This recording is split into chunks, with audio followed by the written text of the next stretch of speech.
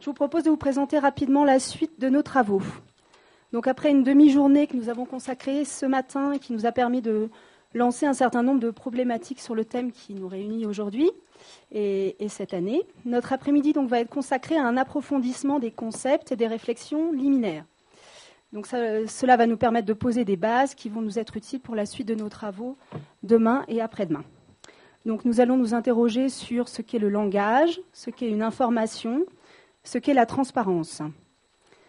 Cet après-midi, donc, je voulais vous inviter en fait à faire un petit détour par la physique, après ce matin un petit détour par la musique, pour revenir donc aux sources de la communication et de la transparence. En effet, donc, il est significatif de constater que les premières définitions de la communication reposent sur des travaux des cybernéticiens comme Norbert Wiener en 1949 et de chercheurs qui ont travaillé dans le secteur des télécommunications.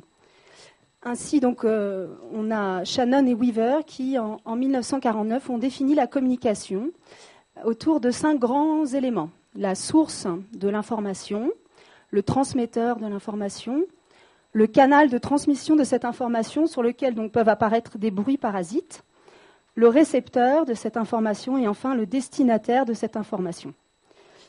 De même, je voulais vous faire remarquer que le mot de transparence, avant de prendre donc un sens figuré qui est aujourd'hui largement utilisé, notamment dans le domaine de l'éthique, il n'a longtemps été utilisé que dans son sens propre scientifique. On peut d'ailleurs constater que le littré ne fait même pas mention du sens figuré de la transparence, qui est fondé sur l'analogie donc, entre la transparence des objets et des personnes. Donc, nous allons cet après-midi mener une réflexion sur les mots, et plus largement sur la notion d'information et sur sa transmission fidèle grâce à la transparence naturelle des corps ou grâce à l'intervention de l'expert qui sait corriger la transparence imparfaite.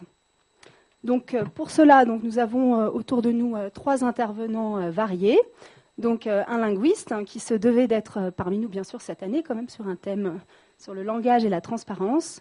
Donc, Monsieur Devecchi va nous aider à poser quelques bases en définition donc différentes notions qui tournent autour du langage. Il va s'étendre sur l'apport de la linguistique en organisation et sur les conditions linguistiques de la transparence. Nous aurons ensuite donc un scientifique, un spécialiste international d'optique, qui va nous permettre de revenir aux sources de la transparence, donc en nous définissant le sens premier du mot transparence, ainsi que la notion d'information d'un point de vue physique. Et enfin, nous aurons donc une journaliste qui nous donnera des éléments sur la construction de l'information et qui s'attardera sur la différence entre information et communication. Sans plus tarder, donc, je vais laisser la parole à Monsieur Mario Dardo Devecchi. Je vous le présente en quelques mots, donc d'origine italienne, si je ne m'abuse.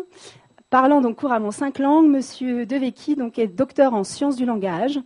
Il est enseignant-chercheur à l'Euromed Marseille, qui est une école de management, et à l'université Paris 7 Diderot, ELA, notamment en lien avec le Centre interlangue d'études en lexicologie.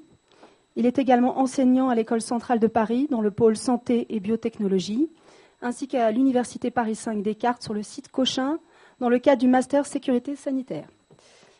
Enfin, donc, il se spécialise dans le management du langage dans les organisations et dans la gestion de la diversité. Il est également consultant en communication. Il a été donc lauréat de la Jeune Chambre économique de Paris en 2001 pour ses travaux sur le jargon. J'ai bien tout suivi.